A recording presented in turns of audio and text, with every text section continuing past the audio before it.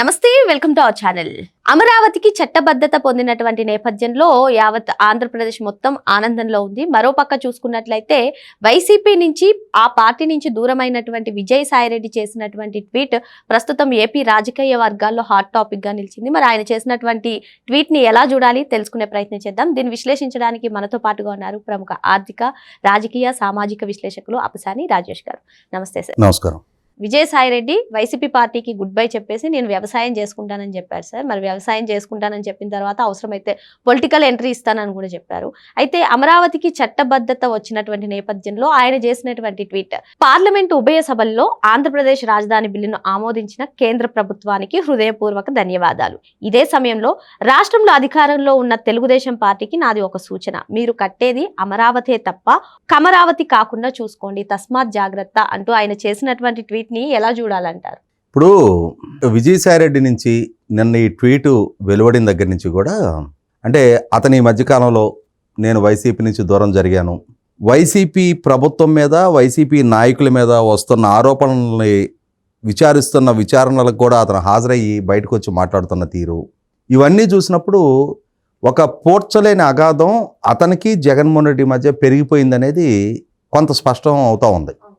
అయితే ఇదే సందర్భంలో జగన్మోహన్ రెడ్డి గారికి అత్యంత నమ్మకస్తుడిగా, జగన్మోహన్ రెడ్డి గారు అక్రమాస్తుల కేసులో జగన్మోహన్ రెడ్డి గారు అక్యూజ్ నెంబర్ 1 అయితే ఈయన అక్యూజ్ నెంబర్ 2గా, అదే సందర్భంలో జగన్మోహన్ రెడ్డి గారి ప్రభుత్వంలో ప్రధాన కార్యదర్శిగా, వాళ్ళ పార్లమెంటరీ పార్టీ నాయకుడిగా, కేంద్ర ప్రభుత్వంలో జగన్మోహన్ రెడ్డి గారికి అక్కడున్న నరేంద్ర మోడీ గారితో కొంత సానుకూలత వ్యక్తం అయ్యే విధంగా లాబింగ్ చేయడంలో సఫలీకృతమైన వ్యక్తిగా, విజయసాయిరెడ్డి రోల్ చూసిన వాళ్ళకి, అదే సందర్భంలో గత కొన్ని సంవత్సరాల క్రితం విజయసాయిరెడ్డి ట్విట్టర్ ద్వారా చంద్రబాబు నాయుడు గారిని, పవన్ కళ్యాణ్ గారిని, లోకేష్ గారిని, అలాగే అమరావతి మహిళల్ని, రైతుల్ని అందరినీ దూషించిన తీరు, ముఖ్యంగా రామోజీరావు గారిని, రాధాకృష్ణ గారిని, బిఆర్ నాయుడు గారు వంటి వాళ్ళని ఆక్షేపించిన తీరు, వ్యక్తిగత దోషణలకు పాల్పడ్డ తీరు, ఇవన్నీ చూసిన వాళ్ళకి విజయసాయిరెడ్డిలో ఇప్పుడు వచ్చిన ఈ మార్పు అనేది అది నమ్మదగిన మార్పు కాదు.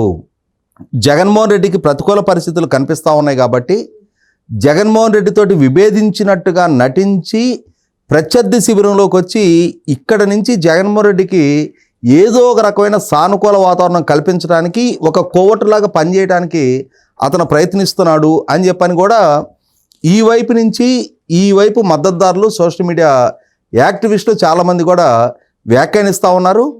ఏ విధంగానూ నమ్మదగ్గ వ్యక్తి కాదు విజయసాయిరెడ్డి అని చెప్పని చాలా సందర్భాల్లో ప్రస్తావిస్తూ ఉన్నారు. మనకి తెలుసు, కాకినాడ సీపోర్టు యాజమాన్య హక్కుల బదిలీ కేసు విషయంలో కానీ, లిక్కర్ కుంభకోణం కేసు విచారణ సందర్భంగా కూడా రాజకేశ్రెడ్డి ప్రస్తావన మొట్టమొదటిగా తీసుకొచ్చింది విజయసాయిరెడ్డి.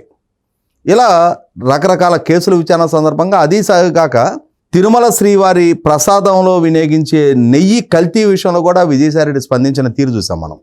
ఇవన్నీ చూసినప్పుడు 100కి 100 పాళ్ళు విజయసాయిరెడ్డి ఎంతగా ఈ కూటమి సానుభూతి పరులు నమ్మినా నమ్మకపోయినా అక్కడైతే పోడ్చలేని అగాధం సృష్టింపబడింది. అతను ఎమోషనల్గా హర్ట్ అయ్యి జగన్మోహన్ రెడ్డి గారి నుంచి దూరం జరిగాడు అని నమ్మేవాళ్ళు కూడా ఉన్నారు.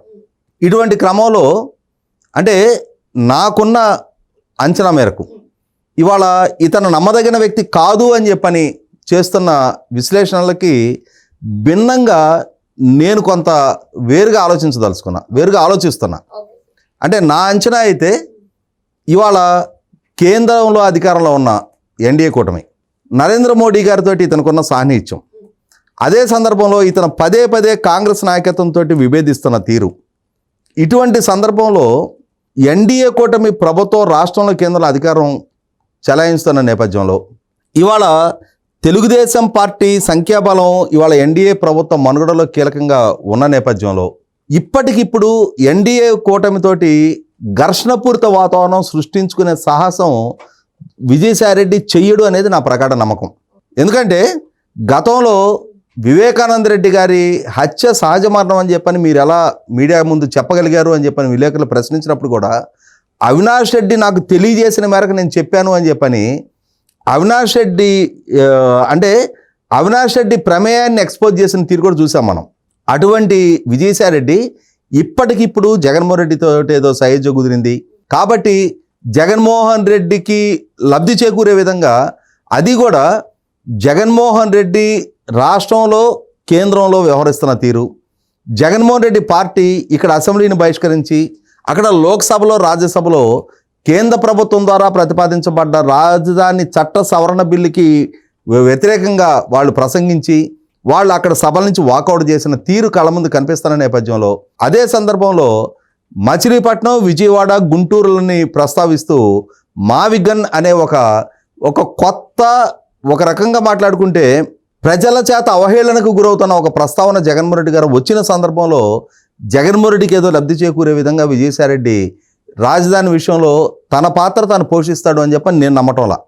ఖచ్చితంగా అతను ట్వీట్లో నేను అనుకోవటం అయితే వైసీపీ గతంలో చేసిన ప్రచారాలు, మీరు అమరావతి నిర్మాణం చేస్తున్నారు, గతంలో ఆ రోజు కూడా మీరు అమరావతి నిర్మాణమే చేశారు, కానీ ఆ రోజున దాన్ని కమరావతిగా జగన్మోహన్ రెడ్డి చిత్రీకరించాడు. ఇప్పుడు కూడా మావిగననో ఇంకోటనో రకరకాల ప్రస్తావనలు చేసి కాంటపట్టు సిచ్యుయేషన్ ఎరేజ్ అయినప్పుడు అమరావతికి కులముద్ర ఆపాదించడానికి జగన్మోహన్ రెడ్డి సోషల్ మీడియా, జగన్మోహన్ రెడ్డి సొంత మీడియా, జగన్మోహన్ రెడ్డి వాళ్ళ పార్టీ వాళ్ళ నాయకులు సదా సిద్ధంగా ఉంటారు. కాబట్టి ఈ విషయంలో మీరు తస్మాత్ జాగ్రత్త అని చెప్పినట్టుగా నేను ఫీల్ అవుతున్నా. ఎందుకంటే ఇవాళ జగన్మోహన్ రెడ్డి వైఖరిని లోగుట్టు పెరుమాళ్ళకి ఎరుక అని చెప్పని అంతర్గతంగా ఆ పార్టీలో సుదీర్ఘకాలం కొనసాగి జగన్మోహన్ రెడ్డితో పాటు కేసుల పాలయ్యి, జగన్మోహన్ రెడ్డి కోసం జైలు పాలయ్యి, జగన్మోహన్ రెడ్డి కుటుంబం పట్ల ప్రదర్శించిన లాయల్టీకి ఇవాళ అక్కడ అవమాన భారంతో బయటకు వచ్చిన విజయసాయిరెడ్డి ఇంత త్వరగా జగన్మోహన్ రెడ్డి ఎజెండాని తాను వ్యక్తం చేస్తాడని చెప్పని నేనైతే ఫీల్ అవటంలా. ఇది ఒక కూటమికి ఒక మేలుకొలుపుగానే ఆయన చేసిన ట్వీట్ ని అలానే నేను ఫీల్ అవుతున్నా.